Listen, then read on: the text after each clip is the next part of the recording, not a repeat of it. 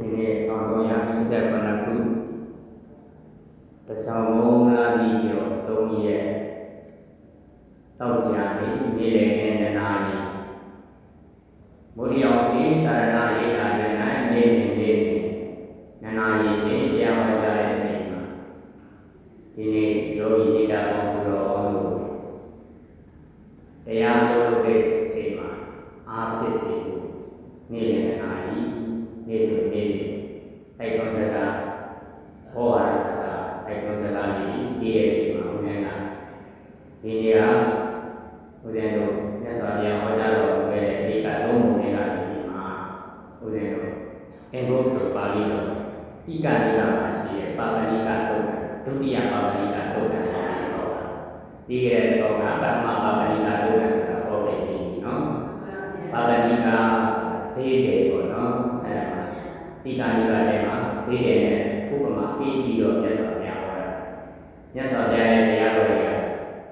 ဟောကြားတယ်ဆိုလို့ရှိရင်လူတွေမှတ်မိနေတာကဥပမာလေးပြီးတော့မှဟောလို့ရှိတယ်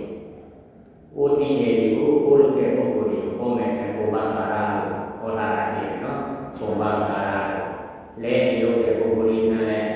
ဒီလဲတဲ့ပုဂ္ဂိုလ်တွေနဲ့ပတ်သက်ပြီးတော့မှမိမိတို့ခါကိုဥပမာပြီးတော့ဟောတာနော်။အဲကြောင့်ဒီနေ့ကျတယ်နော်။ဈေးတယ်နဲ့ဥပမာပြီးတော့မြတ်စွာဘုရားဒုတိယသုံးတာဒီဟောတာတဲ့ဒုတိယပါဠိကသုံးတာတဲ့ဒီဒုတိယပါဠိကသုံးတာကုသိုလ်ကောင်းမှုတွေလိုချင်နေတဲ့ပုဂ္ဂိုလ်တွေအတွက်ကုသိုလ်ကောင်းမှုတွေတောင်းတနေတဲ့ယောဂီပုဂ္ဂိုလ်တွေအတွက်ကိုလုပ်ရမယ့်ဒီလမ်းကလေးဈေးတယ်ကိုကြောင်းပြီးတော့မှဈေးတယ်ဥပမာပြီးတော့မှဟောတာဈေးတယ်ဆိုတော့ဈေးတယ်ရဲ့ဒီနေ့က3ရက်နဲ့ပြည်နေဆိုလို့ရှိရင်မဟာတဝေဘုလတ်တံဘောဂီပါဠုနာတိဘောဂီရဲ့စီနေဥစ္စာတွေဟာမကြာမြင့်နေပါလေတိုးဝါလာနေတဲ့ချမ်းသာနေတဲ့ဒါကြောင့်ဘုရားတော်ကဒီဈေးတယ်နဲ့ပတ်သက်ပြီးတော့အကျဉ်းကြီးလေးပဲဘုရားကိုပြောသွားတာနော်ဒါကြောင့်ဘုရားတော်ဒီပါဠိကတုတ်တံဆိုတာဘုရားဒီကောင်းတဲ့လေးကိုညီမပြုနိုင်တယ်ဆိုရင်ကတော့ဈေးတယ်ဥပမာတဲ့နော်ဒါကြောင့်ဘုရားဒီဈေးတယ်ဥပမာဆိုတဲ့ပါဠိကတုတ်တံကိုဘုရားတို့ဟောကြားလေးနာကြားလေးဒီမှာတရားတော်အားလုံးကိုဟောကြားတော်မူတဲ့အခါမြတ်စွာဘုရားရှင်ကိုယ်တော်မြတ်ကြီးကိုလက်အုပ်ချီးမူ၍ချစ်ကိုကြအောင်လို့အားလုံးကလက်အုပ်ချီးထားတယ်ကရုဏာတိတတမရယပညာပိသောတဝိဟန္တမောဟဓမ္မာသာနရမရလောကကရောဝနေတုကတံဂတိဝိမု ക്തံ ကရုဏာတိတတမရယမဟာကရုဏာတော်ဖြင့်အေးမြတော်စိတ်နှလုံးလည်းရှိတော်မူပါဝိသတော်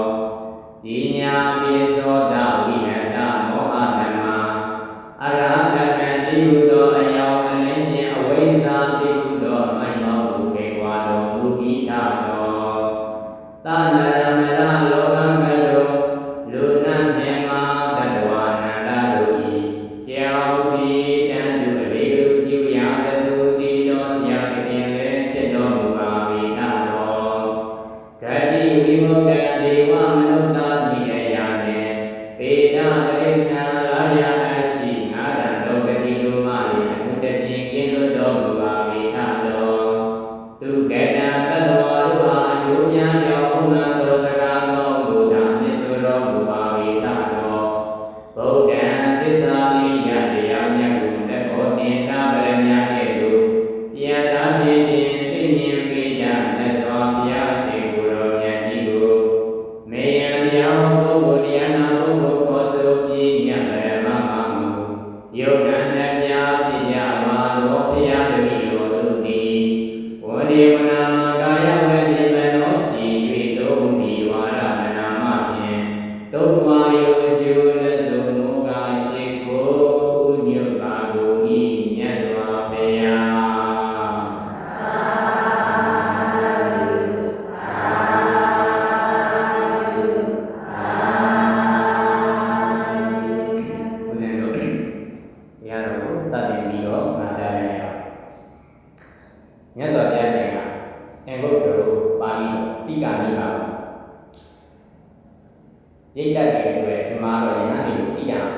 တာ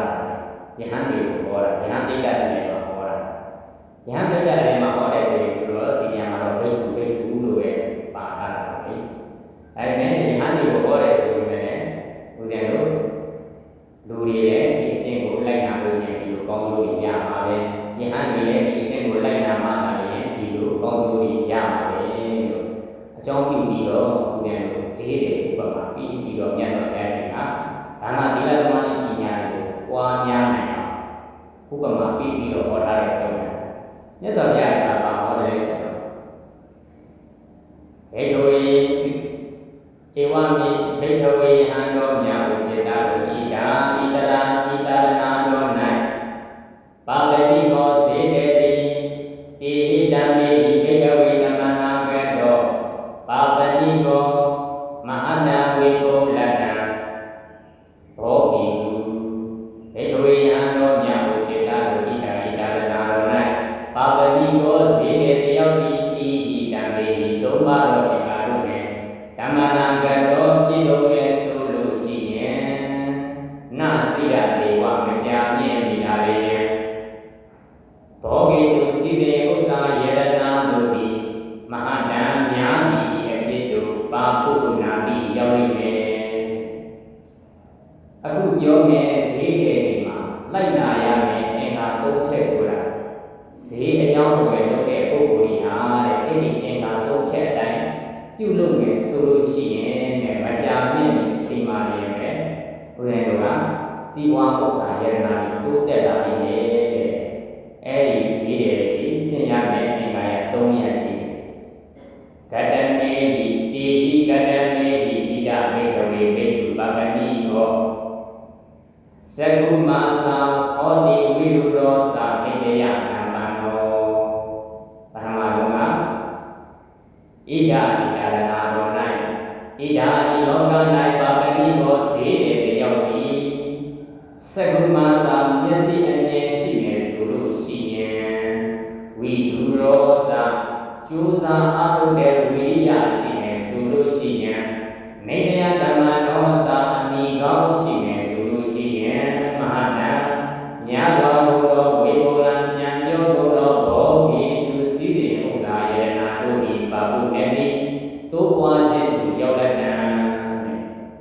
ပရမလို့ဈေးတွေက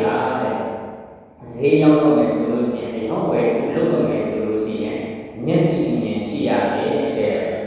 အာရဒဝိရိယဆိုတဲ့ဆွဲဆွဲမြင်းမြင်းလုတ်တိုင်ခြင်းနဲ့ဝိရိယမျိုးလေးရှိရတယ်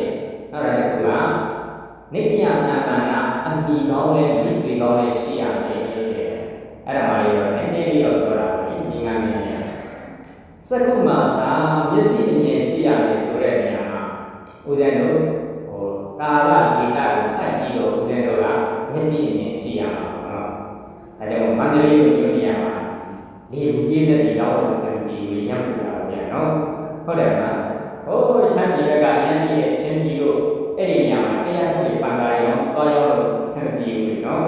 အဲဒါကြောင့်အဲ့လိုသူ့ရဲ့နေရာဒေတာအလိုက်ကလေးကိုဒီပစ္စည်းကိုဒီဒေတာမှာရောက်လို့ရှိရင်ဒီလိုမျိုးပြန်သွားလိမ့်မယ်ဒီလိုအကျိုးများရလိမ့်မယ်ဆိုတော့မျက်စိအမြင်လည်းရှိရ